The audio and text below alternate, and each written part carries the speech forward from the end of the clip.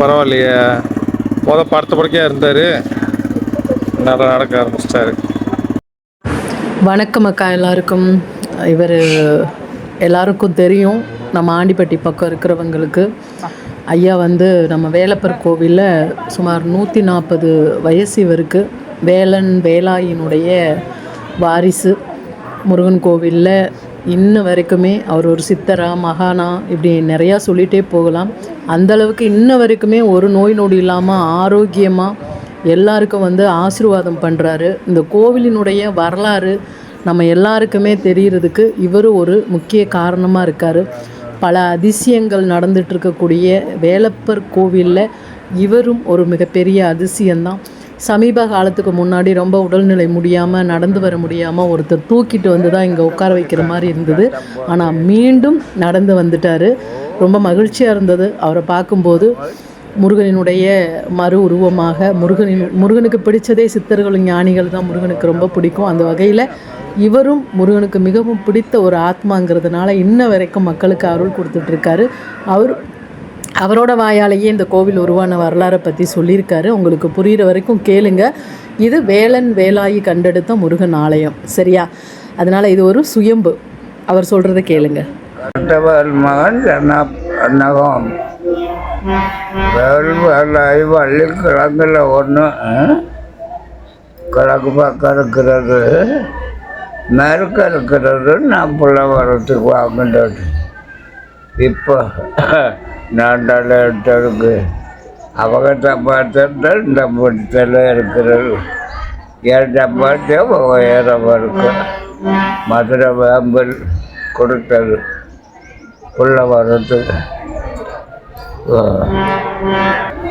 எனக்கு இப்போ 140 நெருக்கி வாழ்க்கை. இப்போ இன்னைக்கு பழைய மகாத்மா காண்டிக்க மொட்டை எடுத்தவன் நான் தான். சுட வெள்ளக்காரன் தான் சுட்டதுக்கு ஒரு போலவான் தான். ஆமாம். ஓ கண்டமோ ஜெமன் இந்த திலைய வள்ளி கிழங்குல தோண்டி எடுத்துட்டு போயிருக்குறோம். முதல்ல நத்தம் இருக்குது. அதுக்கு பின்னாலும் தண்ணி போயிருக்குது. ரெண்டாவது பால் தீர்த்த கட்டுறது படம்.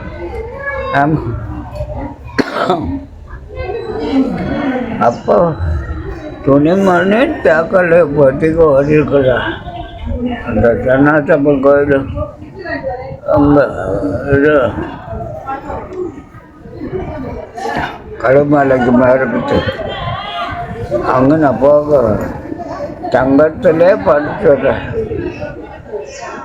கிறுக்கு துறைக்கு சாமியை போட்டேன். சவுக்கையில் அடுத்தாக வந்து பாருங்கன்னு சொல்ல போனதுக்கு அடுத்து கரைக்கு இங்கிட்ட ஒருத்த ஊருக்கு செவிண்டாரு. அப்போ தான் சொல்லிக்கிற பாட்டு வேலாயி மகாராஜா, நீ கொடுக்கல இந்த துணி, நீ சட்டை வேலை எனக்கு நான் கூட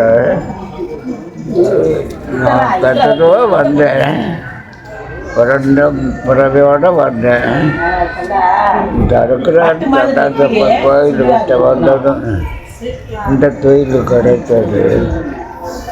இன்னும் உங்களுக்கு நாடமில்ல கடமில்ல, இந்த சொத்து ஜகமல்ல உனக்கு கிடையாது. ஒரு மகன் பிறப்பான் ஜாமியான் பெண்ணுக்கு. அது பெண்ணு விஷயத்துல மண்டி ஆகி தண்ணி ஆகி அதுவும் போர்பட்ட பேர் இல்லாமல் போயிடும். இந்த ஒரு மாதம்னா காலமாக தவறு போன வருஷம் ஒரு 11 பிறக்கும். அதுவும் தங்காத செம்மையாக சொல்லிட்டு பழக்கணும் மறந்துக்கிட்ட. அப்புறம் உடனே பார்த்துக்கிறது நஷ்டமாக போயிருக்குது. தண்ணீர் அதுக்கு பின்னால் 10 பேல் போல போருக்கு நம்ம தாண்டா ஏமாண்டு அடுத்த அவங்களாம் மனத்திட்ட இன்னைக்கு கட்டப்பண்ண ஒரு அரை மணி இல்லாமல் போனது சத்தமில்லை சகமில்லை. ஆமாம் அப்புறம் மாம்பாரம் சாப்பிட்டோரோடு தொட்டப்பண்ணா ஜோடு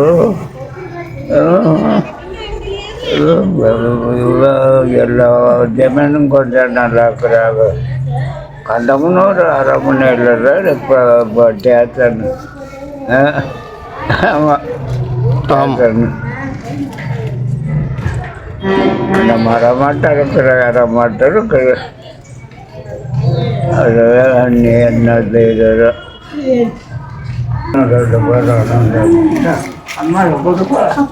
அம்மாட்ட வாங்கிட்டு போய் கூட கோவிலோட பழைய பூசாரி. ஆமாம், அவருக்கு 140 வயசு ஆகுதான். அதனால தான் எல்லாரும் அவர்கிட்ட ஆசீர்வாதம் வாங்கிட்டு இருக்காங்க.